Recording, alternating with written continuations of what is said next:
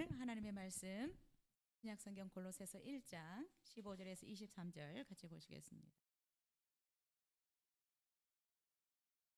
골로새서 1장 15절부터 23절 말씀 우리 한 목소리로 같이 읽겠습니다. 시작.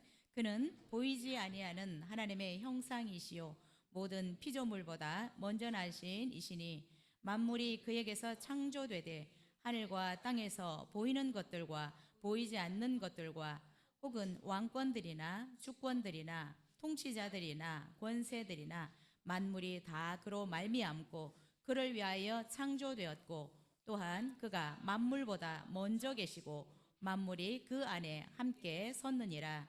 그는 몸인 교회의 머리시라. 그가 근본이시요 죽은 자들 가운데서 먼저 나신 이시니 이는 친히 만물의 으뜸이 되려 하심이요 아버지께서는 모든 충만으로 예수 안에 거하게 하시고 그의 십자가의 피로 화평을 이루사 만물 곧 땅에 있는 것들이나 하늘에 있는 것들이 그로 말미암아 자기와 화목하게 되기를 기뻐하심이라.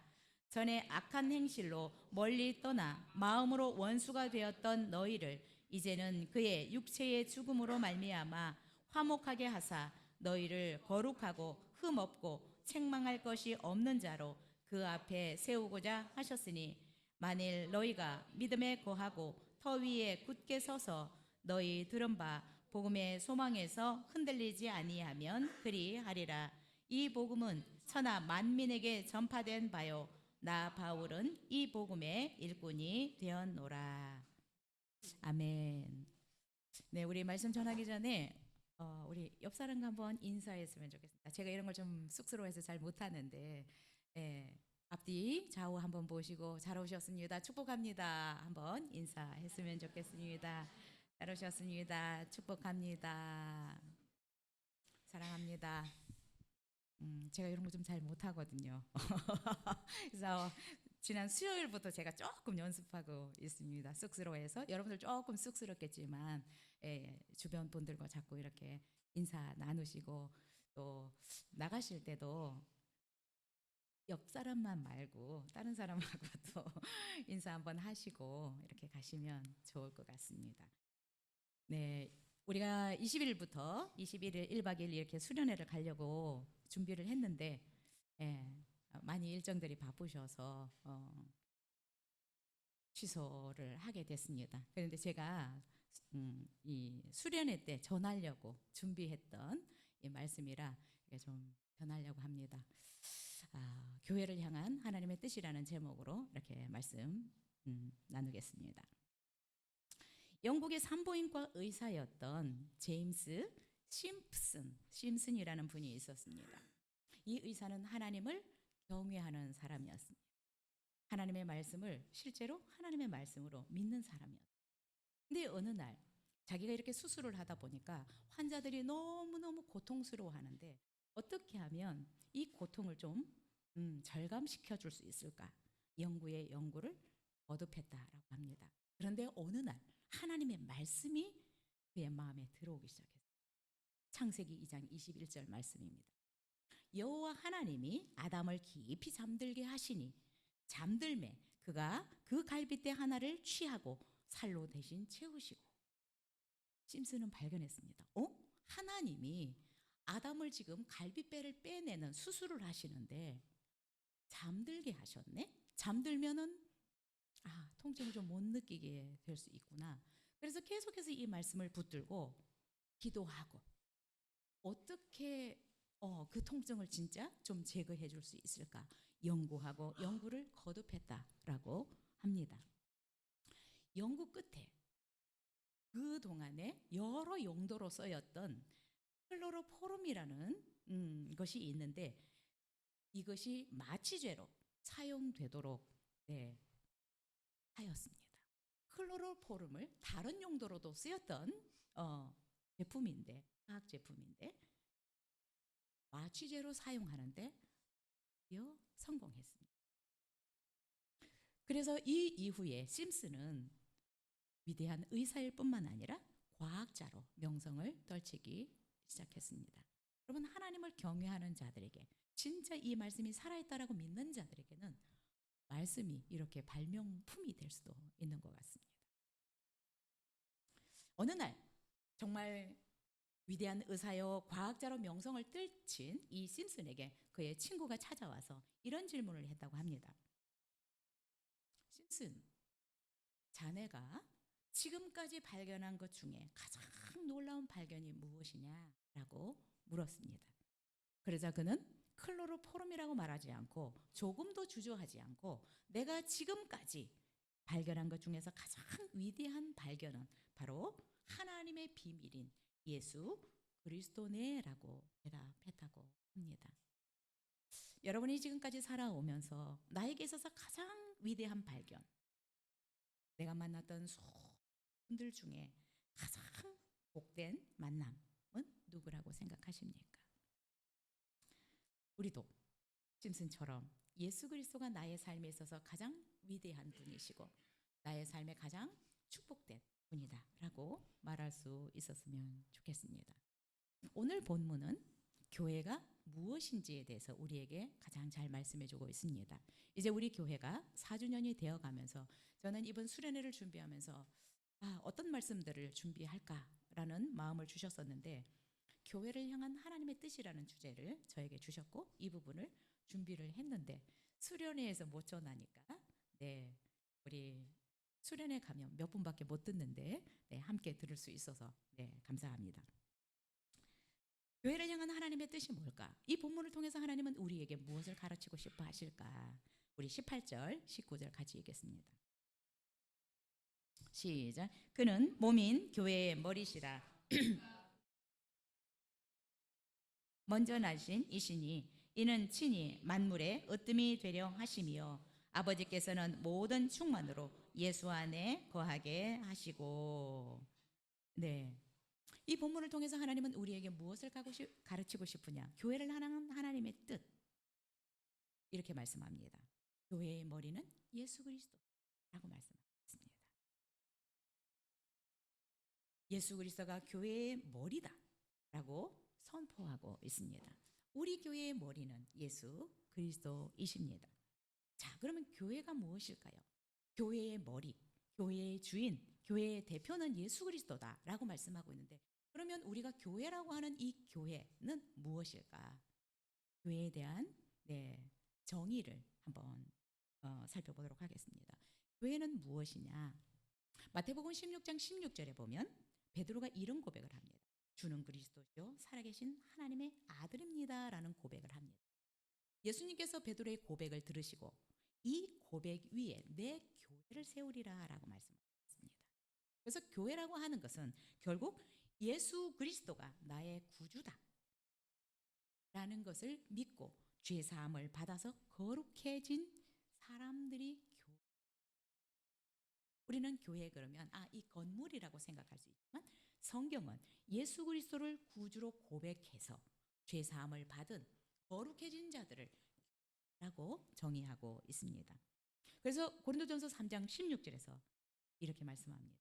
너희는 너희가 하나님의 성전인 것과 하나님의 성령이 너희 안에 계시는 것을 알지 못하느냐라고 말씀하셨습니다. 성전, 구약에는 성전, 성막이라는 단어를 써왔습니다. 성막은 광야 생활을 할 때 사람들이 이동을 할 때 텐트를 치고 그 안에 지성소와 성소가 있었습니다. 지성소 가운데 언약궤가 있었는데 그 안에 하나님이 임재하셨습니다. 텐트가 얼마나 막 화려하고 아름다웠겠어요, 그렇죠? 그러나 그 안에 하나님이 임재하시기 때문에 그 텐트를 우리는 성막이라, 거룩한 천막이라고 말했던 것입니다. 성전이라고 하는 것은 가나안에 들어가서 이렇게 정말 건물을 솔로몬을 통해서 멋지게 지었습니다. 그런데 여전히 마찬가지로 지성소 가운데 하나님이 임재하셨습니다. 그래서 거룩한 분이 임하는 집이다라고 해서 성전이라고 하였습니다. 자, 신약에 와서는 이 성전이라는 개념이 바뀌고 있습니다. 하나님은 이 건물 안에 계시는 것이 아니라 예수 그리스도를 구주로 믿는 사람들에게 오십니다. 임재하십니다. 그래서 신약에서는 우리가 성전이다, 거룩한 분이 살고 계시는 몸이다, 집이다 라고 얘기를 하고 있습니다. 그래서 교회라고 하는 것은 예수 그리스도를 구주로 믿어서 죄 사함을 받은 우리 모두가 진정한 신약 시대의 교회라고 볼 수 있습니다. 그래서 여러분, 교회는 건물이 아닌 구원받은 성도들이 교회요, 구원받은 성도들이 함께 모인 이 공동체가 교회인 것입니다. 여러분, 그런데 이 교회라고 하는 것은 세상의 어떤 조직체나 기관과 다릅니다. 어떤 단체나 어떤 모임과 전혀 성격이 다릅니다. 어쩌면 이 교회라는 것이 세상적으로 볼 때는 힘도 없어 보이고 볼품도 없어 보이고 아름다운 모습이 별로 보이지 않아서 굉장히 초라해 보일 수도 있습니다. 우리 교회도 그렇잖아요, 그렇죠? 주차장 하나도 제대로 없이 밥 먹을 수 있는 뭔가 식당도 제대로 되어 있지 않은 초라한 모습일 수 있습니다. 세상에 어떤 화려한 건물도 아니고 어떤 정말 수많은 사람들이 모인 그런 단체도 아니지만 우리 교회도 하나님께서 아름답다라고 보시는 교회입니다. 우리 각자가 예수 그리스도를 구주로 영접했기 때문입니다. 자, 그래서 교회는 세상의 어떤 기관이나 조직이나 단체와 달리 예수 그리스도가 머리가 되시고 대표가 되시고 주인이 되시는 특별한 공동체입니다. 교회가 세상의 어떤 단체나 기관과 다른 것은 이 교회의 주인이 사람이 아니기 때문입니다. 이 교회의 대표가 사람이 아니기 때문입니다. 저는 이 교회 대표가 아닙니다. 하나님이 주인이시고 대표입니다. 여러분 또한 실제적으로는 주인이 아닙니다. 원주인은 예수 그리스도이시고 그 주인이신 우리를 예수 그리스도가 부르셔서 한 몸이 되게 하셔서 또한 우리는 이 산소만 교회의 주인이라고 볼 수 있습니다. 예수 그리스도를 머리로 해서 우리 모두는 다 지체가 되어서 예수 그리스도와 한 몸, 한 공동체를 이루고 있기 때문에 그분이 주인이시지만 우리 모두도 이 산소만 교회의 주인인 것입니다.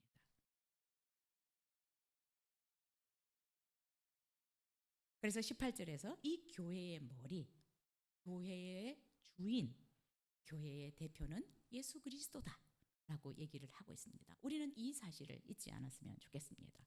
우리 산소만 교회의 주인은, 머리는, 대표는 예수 그리스도시다 라는 것을 잊지 않았으면 좋겠습니다. 18절을 한번 다시 읽겠습니다.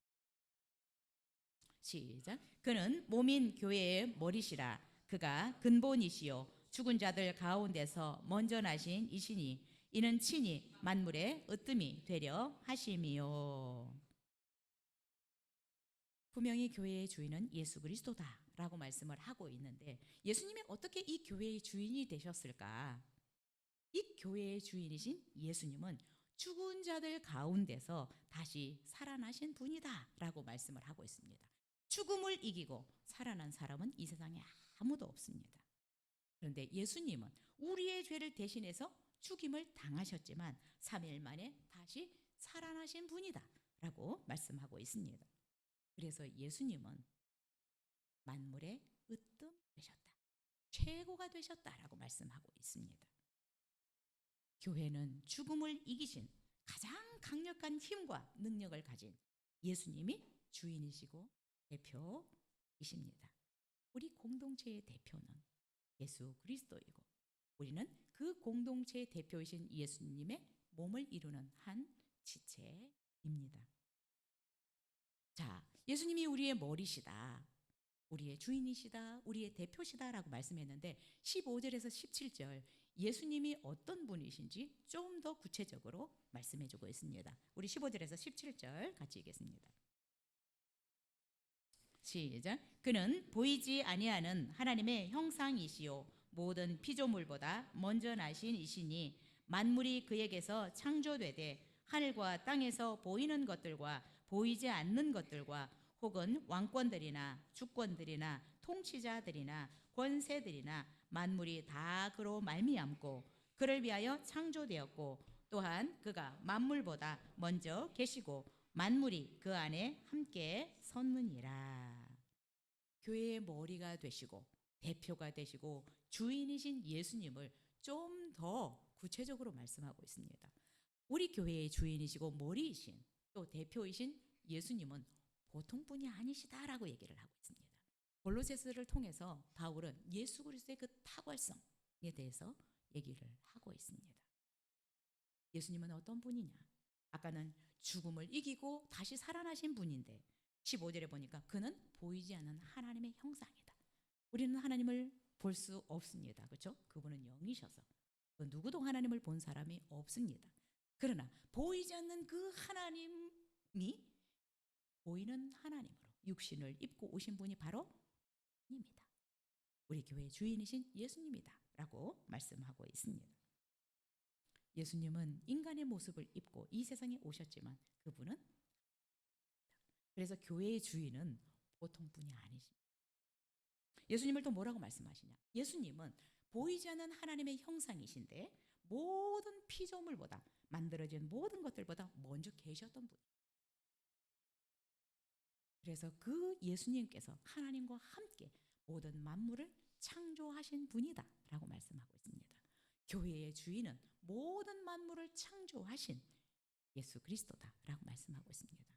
여러분 우리 교회가 이렇게 어쩌면 보잘것없지만 아직 연약해 보이지만 교회의 주인은 이 천지 만물을 창조하신 전능하신 분이다라는 것입니다.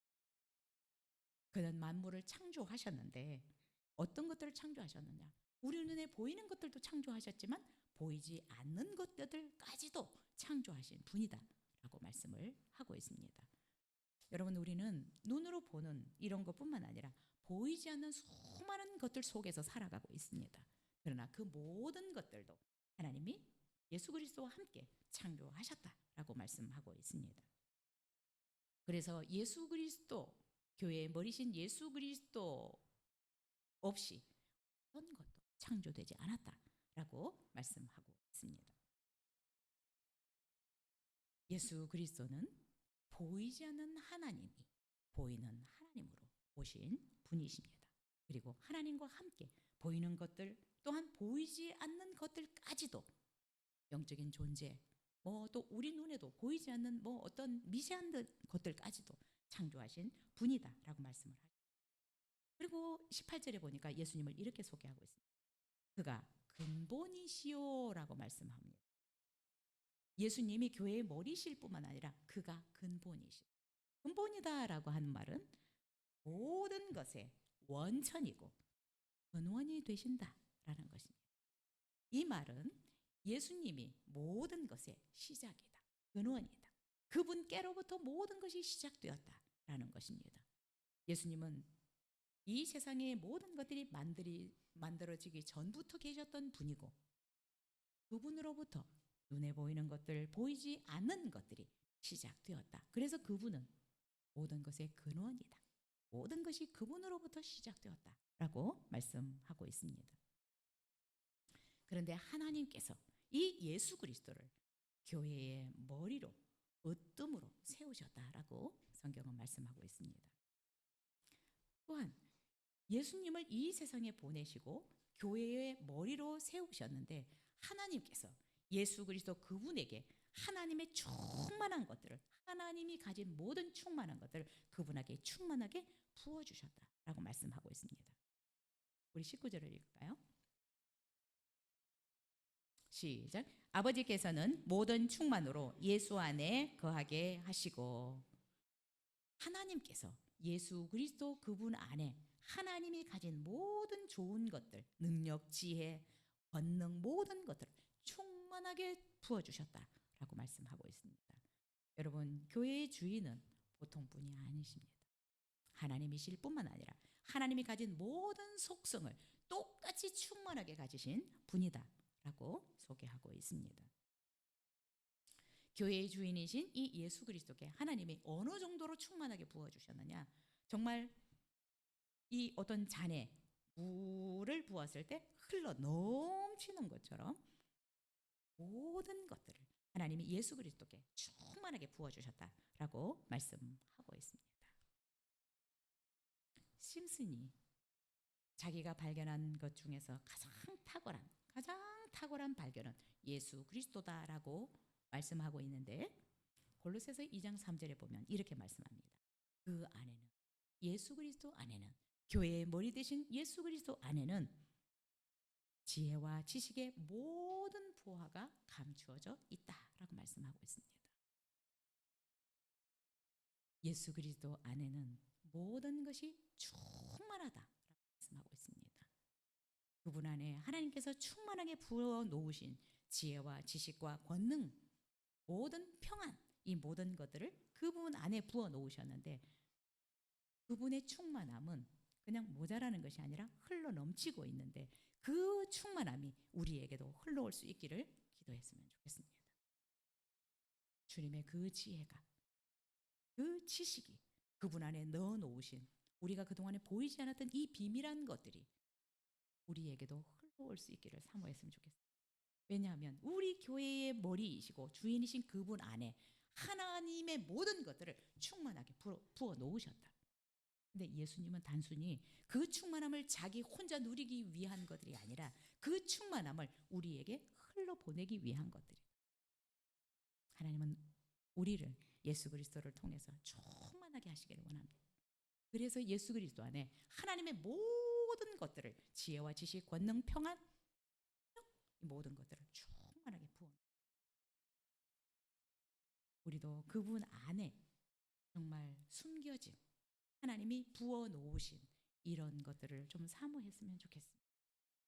발견하지 못한 것들이 너무 많습니다. 그분 안에 좋은 것들이 너무 많이 있습니다. 그것을 우리가 발견할 수 있기를 기도했으면 좋겠습니다. 교회의 주인이신 예수 그리스도는 그의 몸인 교회 성도들에게 하나님께서 부어주신 이 충만함을 부어주시기를 원하신다는 것입니다. 여러분 믿으십니까?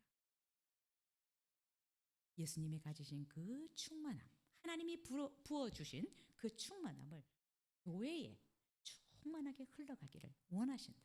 우리 각자에게 하나님의 그 지식과 지혜와 능력과 풍요와 평안이 우리에게도 충만하게 흘러오기를 원하시는 것입니다.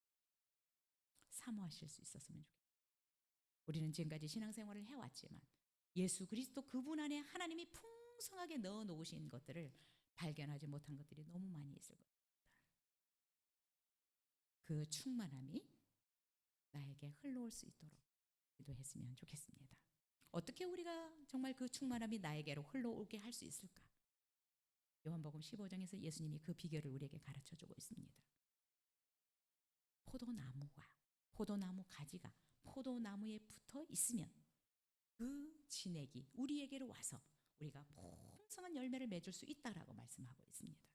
하나님께서 예수 그리스도 안에 충만하게 부어놓은 그 능력, 지식, 지혜, 보아, 이것들이 어떻게 우리에게 올 수 있느냐? 우리가 그분에게 딱 붙어 있는 것입니다. 그분은 나무시고 우리는 가지라고 얘기를 했는데, 여러분 가지는 열매를 맺으려고 막 노력하는 것이 아니라 가지는 나무에 딱 붙어 있으면 우리로부터 진액이 와서 열매는 그냥 맺을 수 있는 것입니다.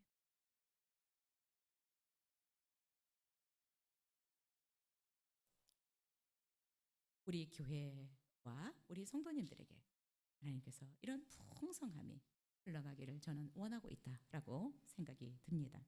우리 교회가 아직 어리고 또 뭐 정말 고운 모양은 없지만 교회의 주인이신 머리이신 또 우리 교회의 대표이신 그 분께 우리가 딱 붙어 있으니 그분께로부터 하나님께서 넣어놓으신 그 충만함이 우리에게로 오게 될 줄로, 가지는 나무에 딱 붙어 있으면 열매를 맺으려고 하지 않아도 맺게 되어 있습니다.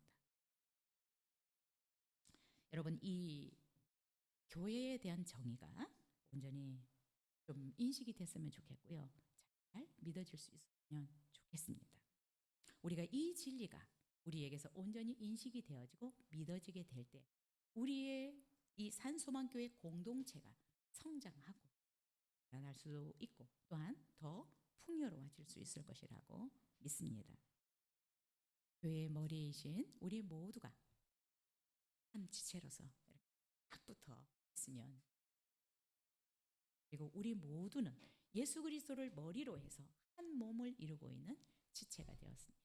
우리의 역할이 입이 될지 눈이 될지 귀가 될지 손이 될지 모르지만 우리는 이 산소만 교회의 한 지체가 되었습니다. 저는 어제 손가락을 꽉 쥐었어요. 제가 가끔 그 의자 사이에 이렇게 의자를 당기면서 찍히는데 어저께 당기다가 입이 쩍 벌어질 정도로 찍혔어요. 너무 아픈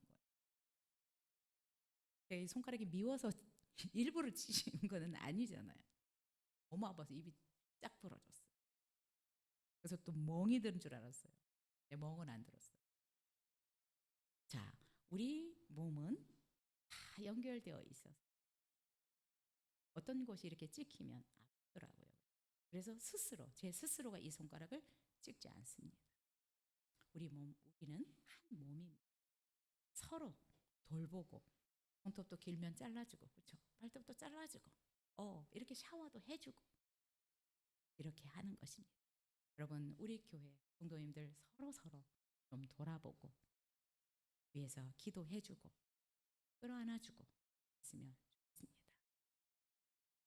교회의 머리 대신 그 주님께 우리가 함께 붙어 있기 때문에 서로 지체가 되었는데, 이제 우리가 이제 4주년을 가까이 하면서 그동안에 내 어떤 신앙의 기초를 가지고 나에게 집중했다면 이제 교회라는 공동체, 이 공동체도 좀 생각하면 좋겠다라는 그런 마음을 저에게는 주셔서 수련회 때 이런 부분들을 나누기를 원했습니다. 여러분, 우리가 이제 조금 배우고 알았다면 이제 이런 부분들을 또 주변에 흘러보내고 또 주변에서 내가 그런 삶을 살아갈 수 있었으면 좋겠습니다. 여러분이 있는 가정, 여러분이 있는 직장, 또 여러분이 속한 어떤 부분에서 정말 우리가 이제는 돌아보고 또 사랑하고 이렇게 할 수 있었으면 좋겠습니다. 우리도 이제 4살이면 조금 걸을 수 있는 것 같은데 우리가 좀 노력했으면 좋겠습니다. 걷다가 넘어질 수 있지만 비판하고 정죄하지 않았으면 좋겠고요. 그렇죠? 그런 수많은 넘어짐을 통해서 우리가 이렇게 온전하게 걸어갈 수 있는 것처럼 우리 교회도 언젠가 그래도 힘있게 걸어갈 수 있을 것이라고 믿습니다. 힘을 내주시면 좋겠습니다. 저에게도 힘을 불어넣어 주시고요. 비측거리지만 여러분이 붙들어 주시면 저도 더 힘있게 걸어갈 수 있을 것 같습니다. 우리 두 번째로 20절부터 22절까지 읽겠습니다. 시작. 그의 십자가의 피로 화평을 이루사 만물 곧 땅에 있는 것들이나 하늘에 있는 것들이 그로 말미암아 자기와 화목하게 되기를 기뻐하심이라. 전에 악한 행실로 멀리 떠나 마음으로 원수가 되었던 너희를 이제는 그의 육체의 죽음으로 말미암아 화목하게 하사 너희를 거룩하고 흠없고 책망할 것이 없는 자로 그 앞에 세우고자 하셨으니. 교회를 향해서 교회의 머리 되신 예수 그리스도가 우리에게 말씀하신 것은 화목하라라고 말씀하셨습니다. 화목하라라고 말씀하셨습니다.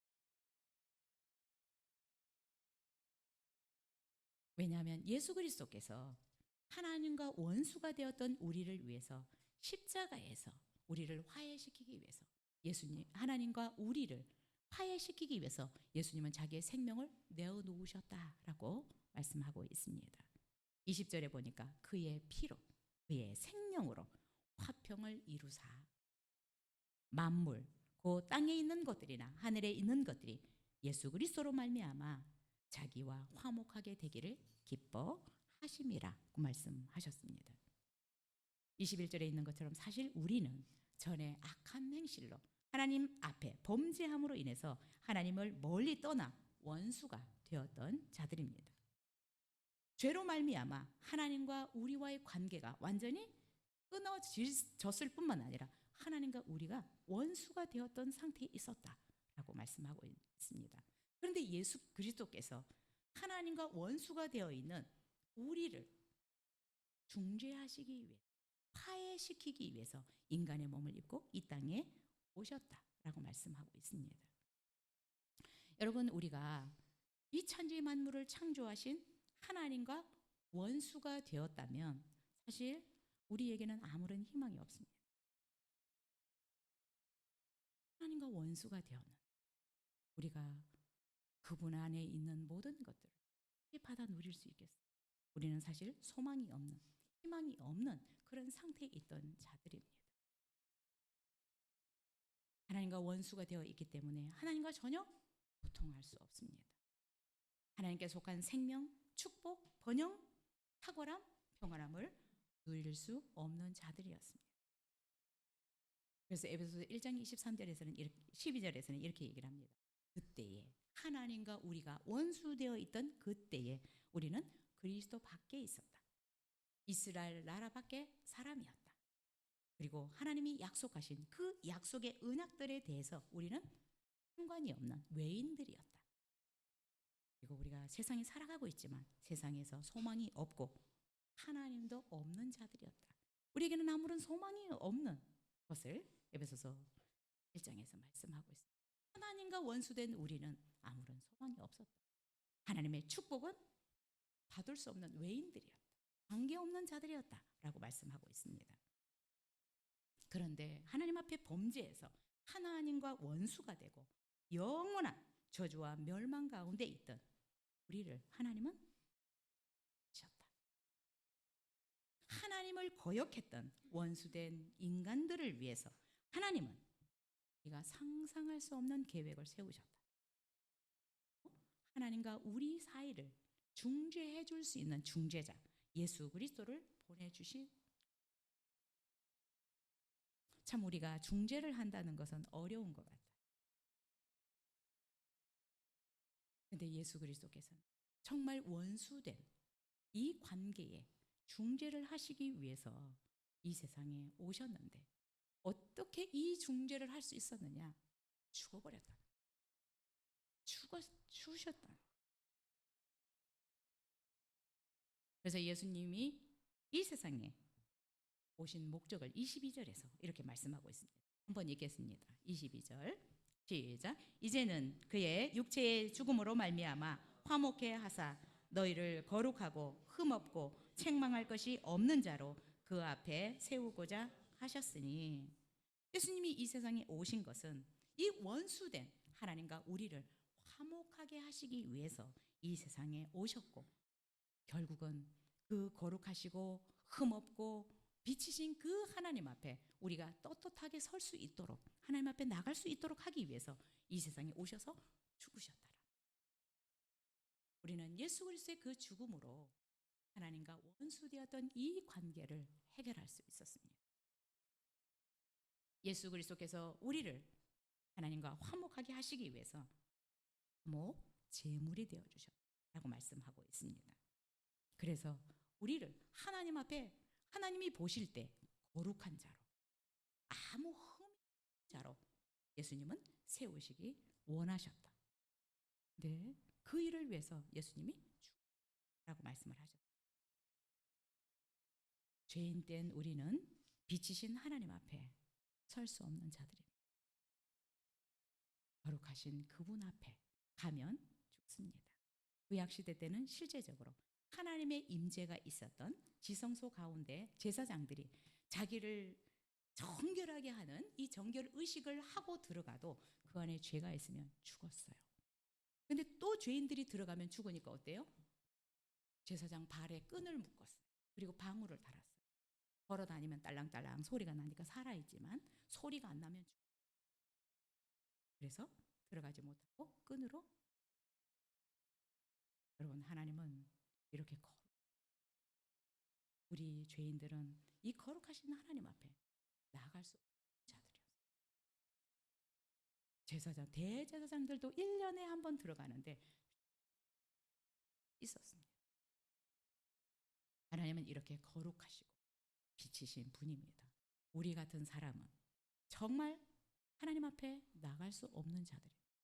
그런데 예수 그리스도께서 우리를 위해서 죽어 주심으로 하나님 앞에 자기의 피를 들고 나가서 우리의 죄를 사하여 주심으로 우리는 하나님 앞에 거룩하시고 빛이신 그 하나님 앞에 나갈 수 있게 된 것입니다. 여러분, 그래서 우리가 하나님 앞에 나가기 위해서는 거룩하고 흠이 없어야 합니다. 그래서 여러분, 구약 시대는 어떻게 했습니까? 예수 그리스도가 오기 전에는 구약 시대는 범죄하면 흠 없는 짐승을 잡아서 짐승의 피를 들고 지성소 가운데 대제사장이 들어갔습니다. 그런데 그 짐승은 자기가 키웠던 짐승이고 흠이 없는 짐승인데 내 죄 때문에 네가 죽는 거야 라고 내 죄를 이 짐승에게, 양에게 전가를 시킵니다. 그래서 내 죄를 지고 이 양이 대신 죽는 것입니다. 그 피를 가지고 대제사장이 지성소 가운데 가서 뿌리는 것입니다. 그런데 그 제사가 우리의 죄를 완벽하게 깨끗하게 할 수 없어서 해마다 이 제사를 드려야 했습니다. 그렇지만 죄와 흠과 티가 없어진 예수 그리스도께서 친히 자기를 잡아서 자기가 어린 양이 되어서 자기의 피를 들고, 양의 피, 짐승의 피가 아닌 예수 그리스도 자신의 피를 들고 하나님 앞에 나갔더니 이미 항복하셨어요. 그리고 인간의 모든 죄를 용서하고 더 이상 이제는 제사를 드릴 필요가 없다라고 종지부를 찍어 주셨습니다. 그래서 예수 그리스도를 믿으면 우리는 우리의 모든 죄를 다 용서받을 수 있게 되는 것입니다. 예수 그리스도는 우리를 하나님과 화목하도록 하시기 위해서 자기를 희생했습니다. 자기의 피를 들고 하나님 앞에 나아갔습니다. 우리의 죄값을 죄 없으신 예수님이 다 지불해 주셨습니다. 예수 그리스도께서 내 죄를 위해서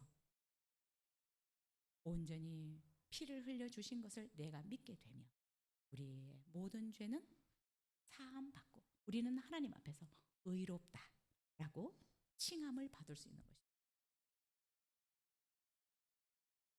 거룩하시고 의로우신 하나님 앞에 흠없고 책망할 것이 없는 자로 세우시기 위해서 예수님은 이렇게 자신을 생명을 내어주셨습니다.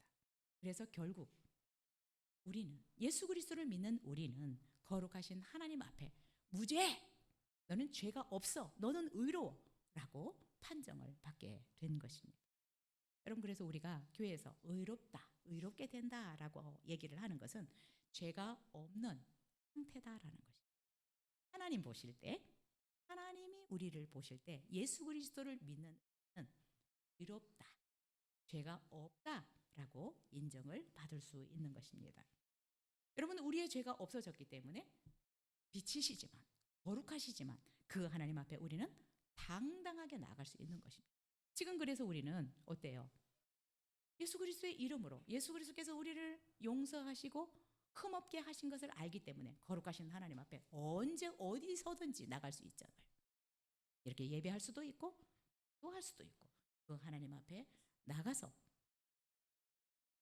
주눅 들지 않고 정죄감에 사로잡히지 않고 떳떳하게 하나님 앞에 나가서 기도할 수 있고 찬양할 수 있고 예배할 수 있는 것입니다.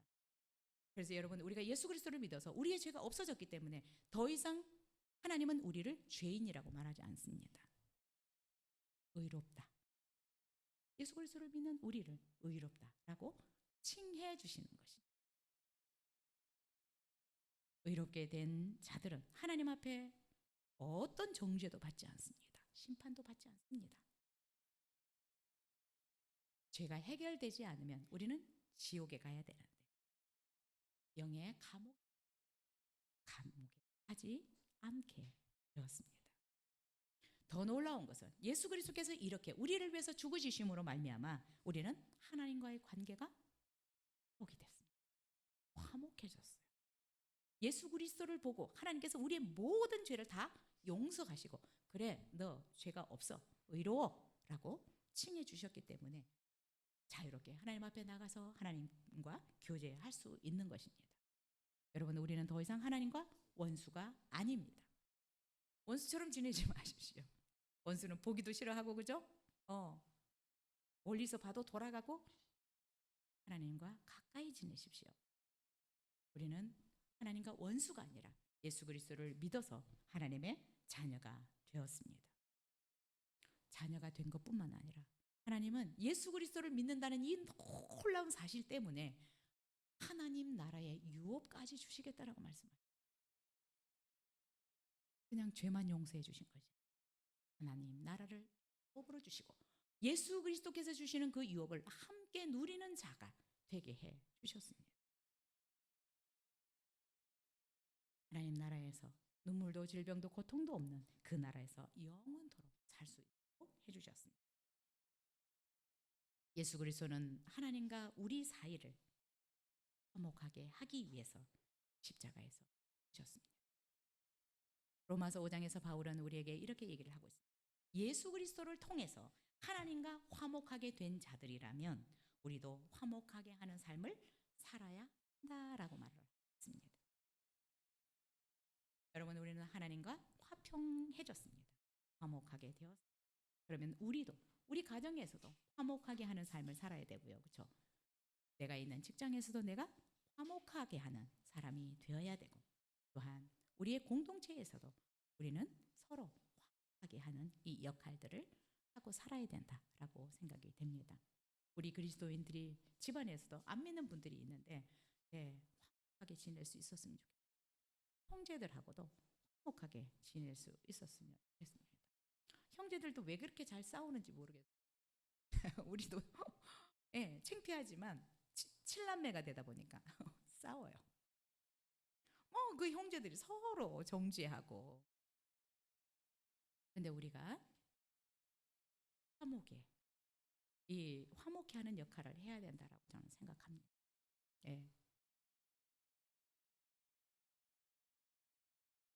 하나님은 우리를 화목하게 하시고 어디에 있든지 가정에서도 형제들 간에서도 직장에서도 또 우리 공동체에서도 우리가 화목하게 하는 그런 삶을 살아가기를 원하고 있습니다. 예수님께서도 산상수훈에서 마태복음 5장에서 화평하게 하는 자는 복이 있다라고 말씀합니다.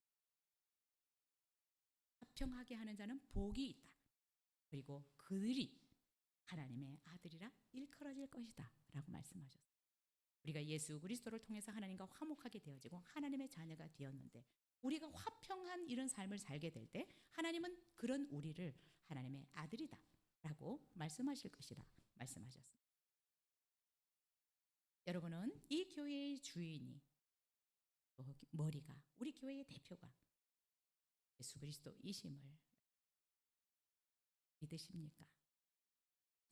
예수 그리스도의 그 죽음을 통해서 예수님은 하나님과 우리 사이를 화목하게 하셨습니다.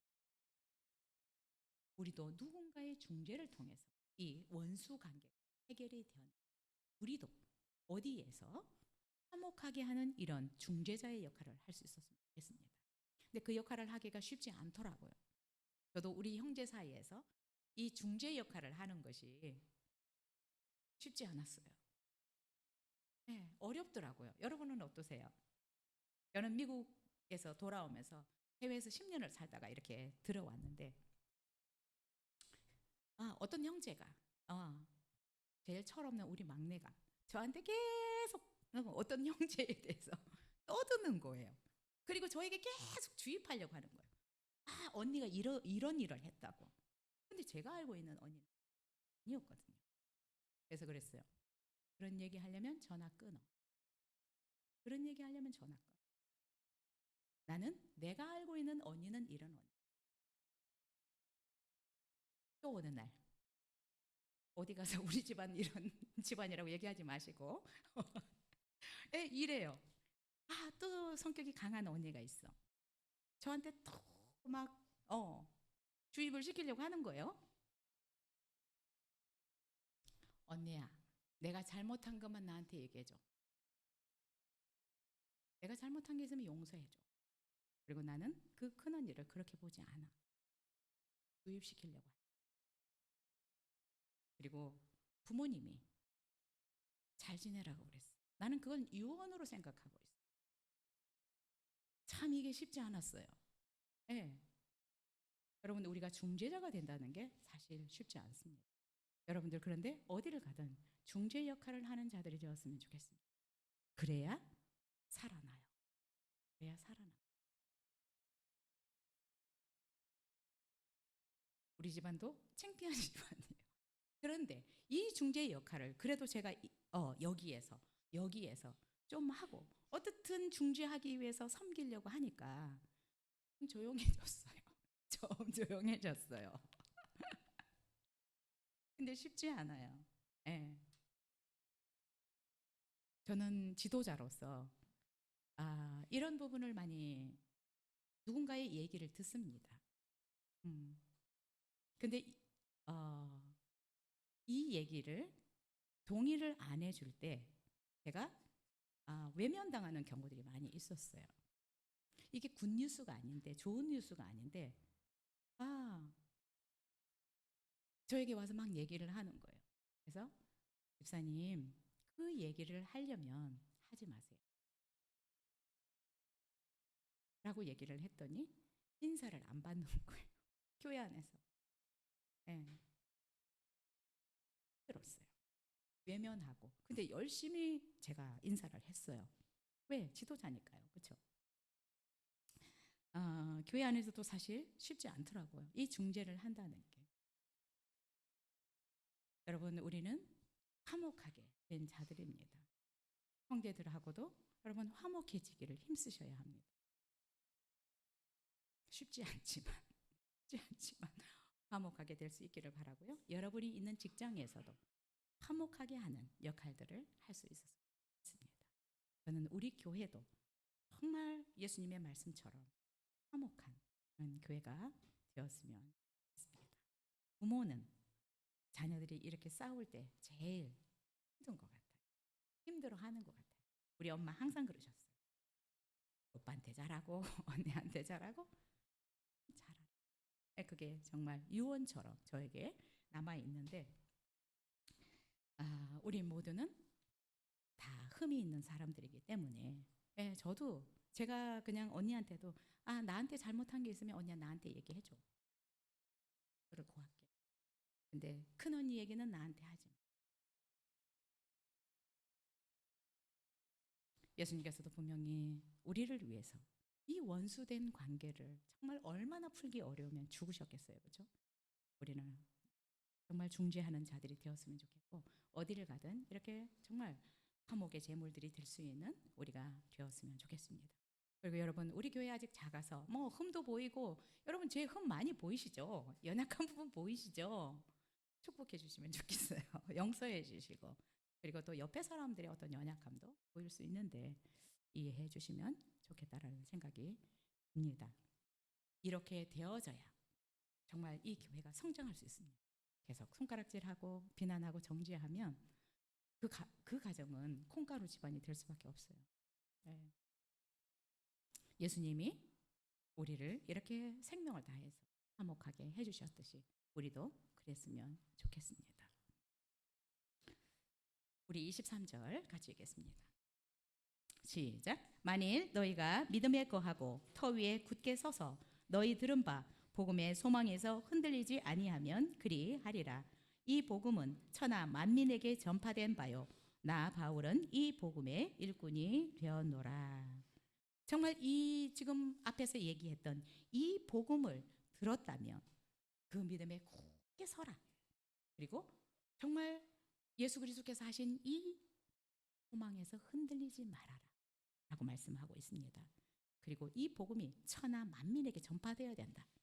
원수되었던 우리를 위해서 예수님이 죽으신 화목하게 하신 이 사실을 온 세계 만민에게 전파되어야 된다. 근데 우리가 화목하지 못하면 이 복음을 어떻게 전하겠어요? 바울도 수없이 많이 욕을 먹었던 사람입니다. 예수님을 믿는 사람들을 핍박하고 옥에 가두던 사람이 어느 날 예수님을 만나더니 다메섹 도상에서 부활하신 예수님을 만나더니 헷가닥해가지고 예수님이 죽으셨지만 부활하셨다라고 전하니까 사람들이 얼마나 욕하고 수군거리고 했겠어요. 엄청 욕 많이 먹었어. 진짜야? 스파이 아니야? 어떻게 하루아침에 저렇게 변할 수 있어? 바울도 수없이 손가락질을 당하고 어쩌면 예수님의 제자들도 처음에는 이 바울을 인정도 안 하고 만나주지도 않았습니다. 그러나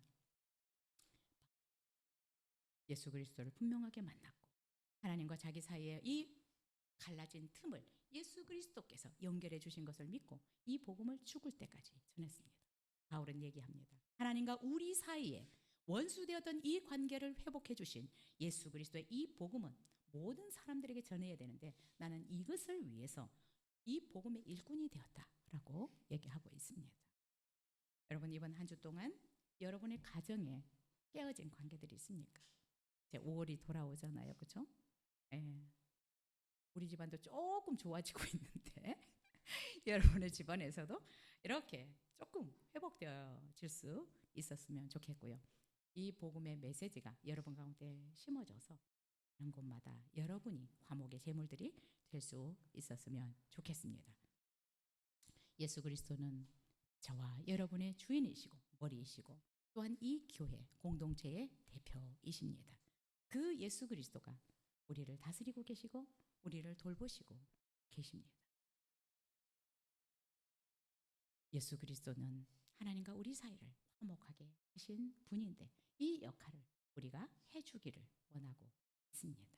이 역할들을 어떻든 우리가 때때로 힘들지만 여러분의 가정에서 또 여러분의 형제들에게서 또 여러분 직장에서 여러분 주변에서 잘 실천해 주시면 좋겠다라는 생각이 들고요. 이 복음이 우리 안에 확실히 새겨질 때 우리 공동체가 더 힘있게 성장해 나갈 수 있을 것이라고 믿습니다. 기도하겠습니다.